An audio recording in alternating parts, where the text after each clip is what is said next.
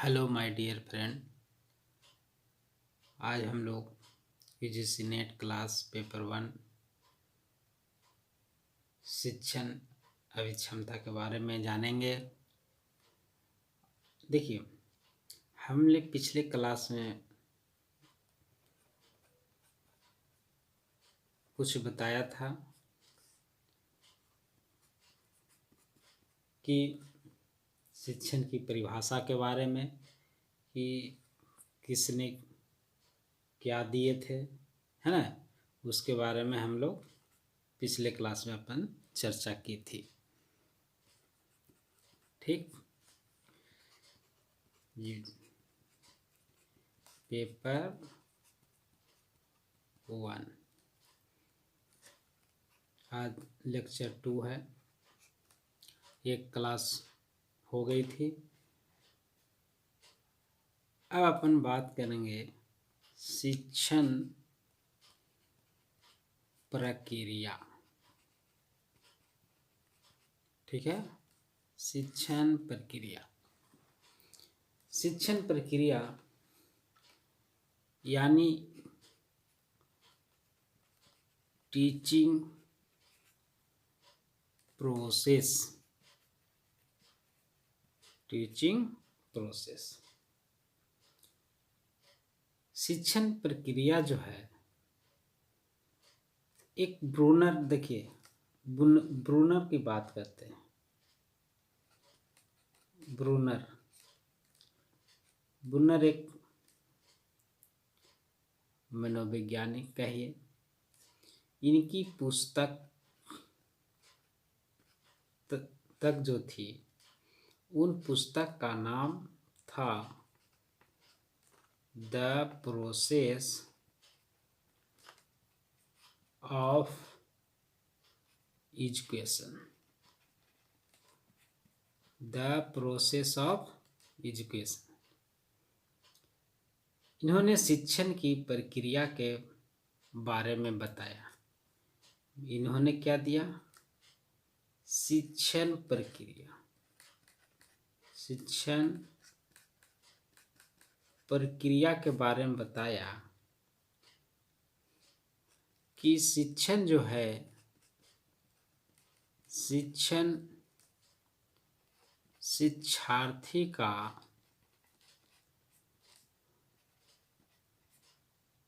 उपचारात्मक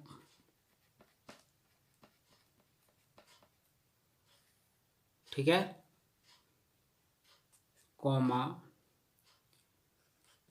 विकासात्मक,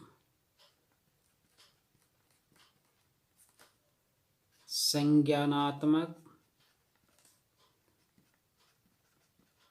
और भावात्मक, क्रियात्मक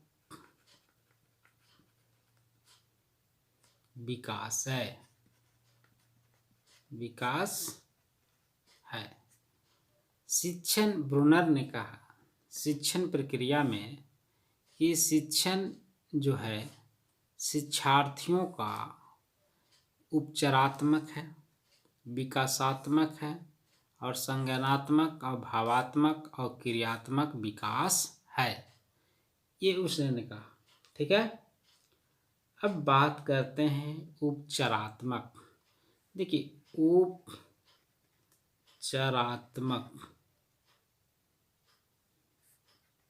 उपचारात्मक माने क्या होता है? जैसे बालक के समस्या के जब उपचार किया जाता है ना। बालक के समस्या जब आती है उसको हम उपचार करते हैं, है ना, उसको देखते हैं, है ना। अब देखिए, यहाँ पे तो निदानात्मक एक बात आती है। जैसे निदानात्मक आपने पढ़ा होगा। निदानात्मक में क्या है? समस्या को जानना, समस्या को जानने का काम करता है, जानना। ठीक है, और ये समस्या के जब जान गया तो उसके बाद जो उपचार किया जाता है उसको हम उपचारात्मक। अब देखिए, जैसे कोई बालक है, ठीक है, अब बालक जैसे कोई बालक है, ठीक है, तो बालक जो है जैसे है उसमें क्या होता है, जब आप शिक्षण कार्य करते हैं तो बालक से पहले पूर्वाभ्यास करवा, पूर्वाभ्यास मैंने पहले क्या जानता था, उसने आपने उसको देखा। जैसे मान लीजिए कोई बालक को 1 से 10 तक कहिए कि लिख के पहाड़ा दिखाओ, ठीक है, कोई बच्चा है।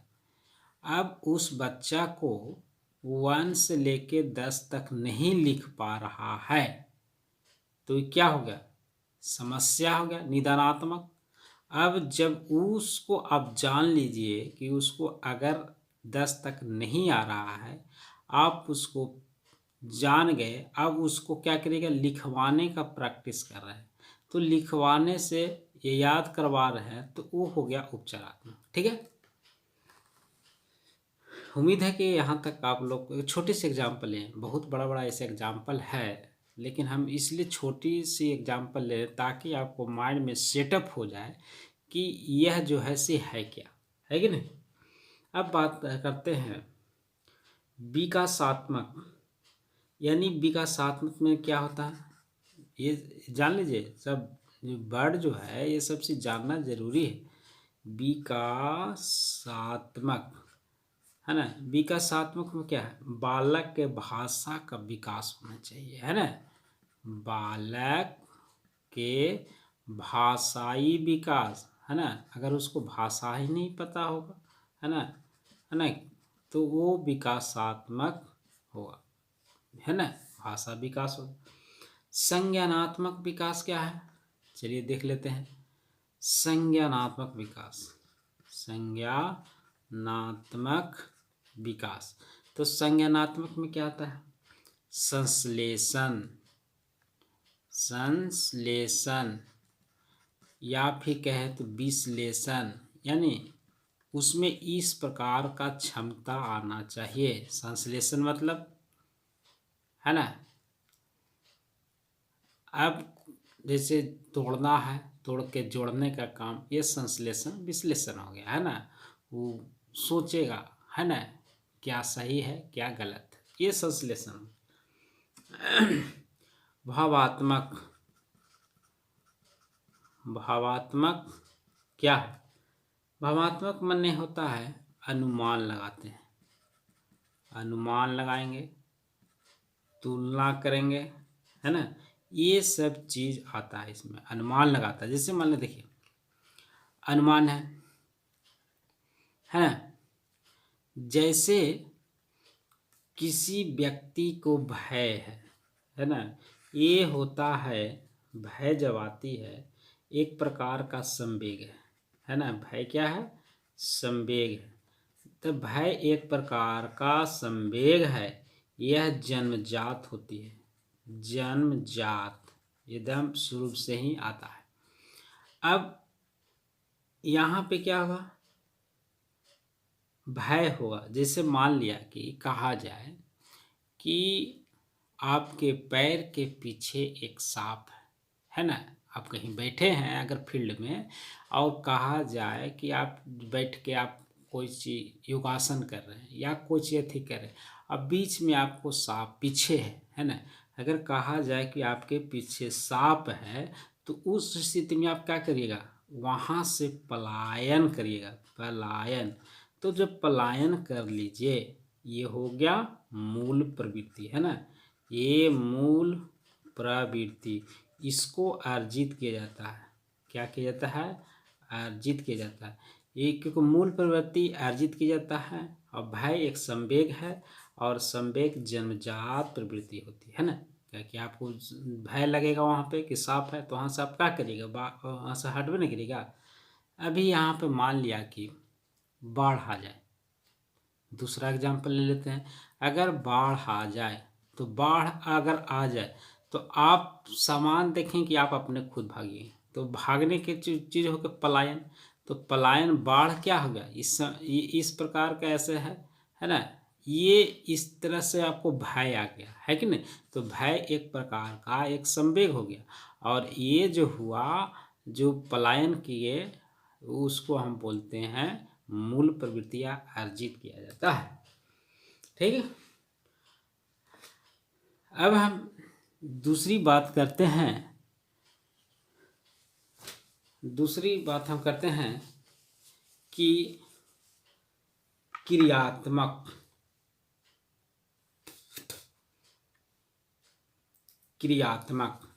चलिए,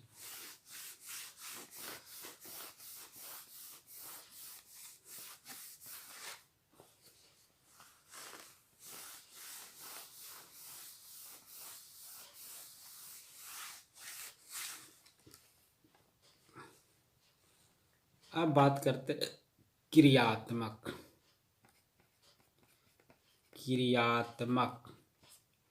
तो क्रियात्मक क्या है? क्रियात्मक जैसे एक कौशल विकास।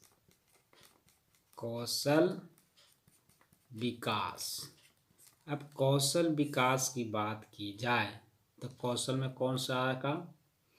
जैसे हस्त लिखित कौशल, सुनना, ये भी क्रियात्मक में आएगा। साइकिल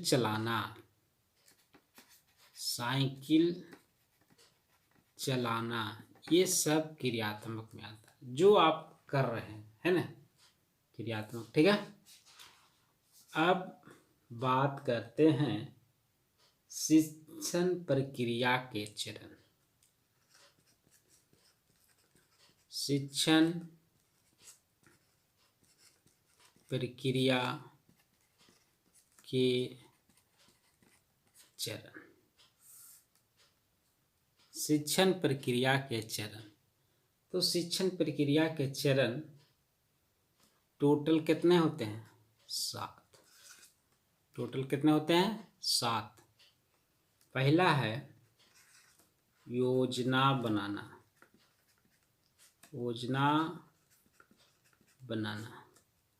दूसरा है पूर्व ज्ञान की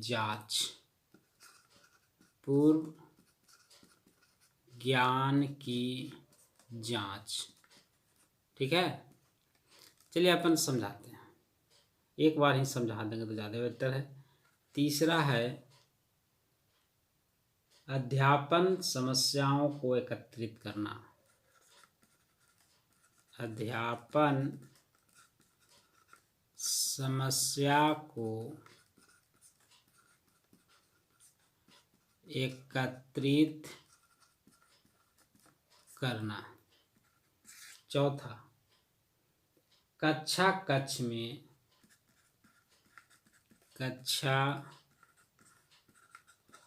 कक्ष में छात्राओं के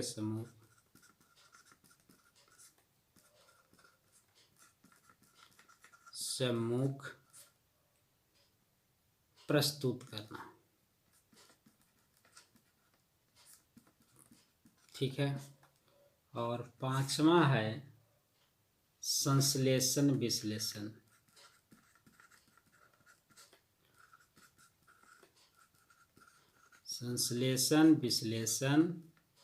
करना।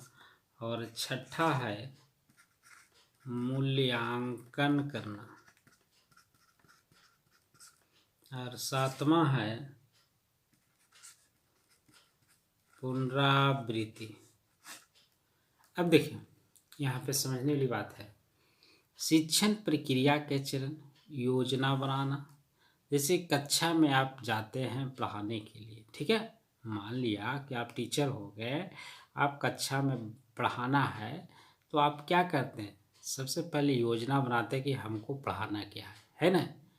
जब वहाँ पे जब गए, ठीक है, योजना बन गया, जाना है, उसके बाद क्या, पूर्व ज्ञान की जांच किया जाता है बच्चों से, विद्यार्थियों से, है ना, विद्यार्थियों से आप पूर्व ज्ञान की जांच कैसे किए? वहाँ पे गए, आप अपन कुछ 1-2 सवाल वहाँ किए, है ना। तो 1-2 सवाल करने का मतलब है उसमें से कुछ बच्चा जवाब दिया, कुछ जवाब नहीं दिया, तो आप उसको क्या है पता लगा लिए, है कि नहीं, जांच हो गया।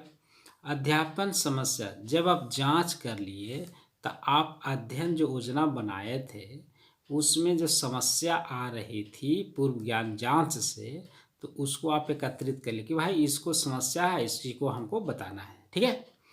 अब कक्षा कक्ष में छात्राओं के समूह, अब जब एकत्रित जब कर लिए सामग्री को, तो अब ये सब माइंड में चल रहा है ना, एकत्रित कर लिए तो उसको दिमाग में आपको आ गया कि अब हमको बच्चों के सामने क्या करना है, प्रस्तुत करेंगे, प्रस्तुत करेंगे, एकदम बोलना चालू कर दिए, है ना, है ना। भाई जैसे मान लो कि बच्चा को 1 2 पढ़ाना है तो पढ़ा रहे हैं, 1 2 3 4 5 6 ये पढ़ा दिए। अब उसके बाद क्या है, वह जो है संश्लेषण विश्लेषण होगा कि भाई अच्छा हो पढ़ाई हुआ कि खराब पढ़ाई हुआ, है कि नहीं। अब उसमें जब पढ़ाई अच्छी हुई या खराब होगी तब उसको फिर एक 3 4 क्वेश्चन फिर आप उसको देते हैं। जब उस क्वेश्चन का जैसे 5 क्वेश्चन का जवाब दिए तो उसमें एक पाया गया कि भाई बच्चा जो है से 4 क्वेश्चन का जवाब दे दिया, 1 क्वेश्चन का जवाब नहीं दिया, तो फिर आप क्या कीजिएगा, फिर से पुनरावृत्ति आपने किया कि भाई देखिए आपको यहाँ पे 5 गलत हो रहा था, 1 2 आप सुनाया, 1 2 3 4 और 5 नहीं सुनाया, तो 5 यहाँ पे फिर अब बताए कि 1 से लेकर 10 तक हुआ और उसमें 5 बताए, तो फिर पुनरावृत्ति हो गई, तो वह बच्चा सीख लेता है कि नहीं। ठीक है, अब अपन आगे की बात करेंगे, है कि नहीं। देखिए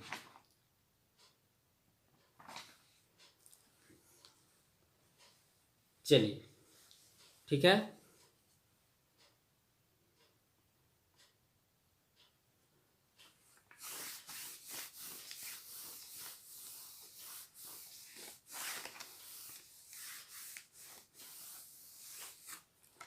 चलिए अब अपन बात करते हैं,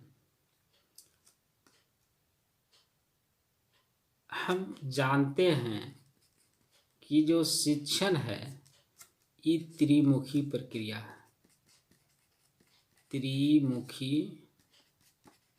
प्रक्रिया। तो त्रिमुखी प्रक्रिया कौन आता है, हम पहले शिक्षक और दूसरा जो है छात्र और तीसरा होता है पाठक्रम, ठीक है, शिक्षक छात्र और पाठक्रम, है ना। क्योंकि शिक्षक क्या है, पाठक्रम के मदद से ही जो छात्रों को बताता है ना।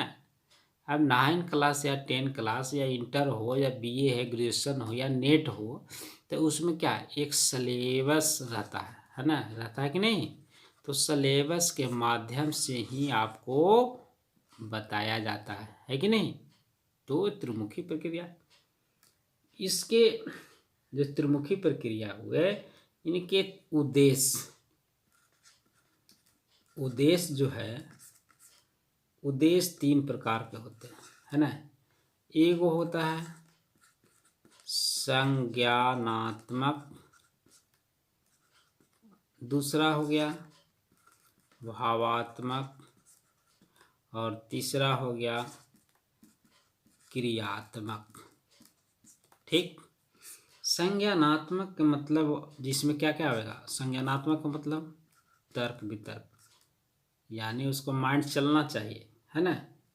संश्लेषण विश्लेषण, संश्लेषण विश्लेषण, है ना।